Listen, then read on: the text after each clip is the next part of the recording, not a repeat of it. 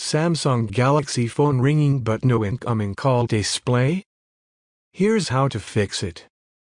In this video, we'll show you what to do if your Samsung Galaxy phone is ringing, but you're not seeing any incoming call on the screen. Follow these simple steps to fix the issue.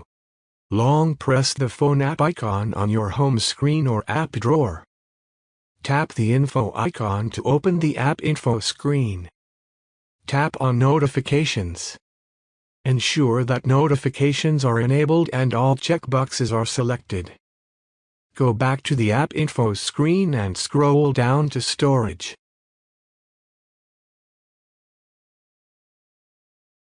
Tap on Clear Cache at the bottom of the screen. If the issue persists, swipe down from the top to open the Quick Settings panel. Make sure Do Not Disturb mode is turned off. If it's on, incoming calls may be silenced or hidden from the screen. Once you've done these steps, your phone should start displaying incoming calls as expected.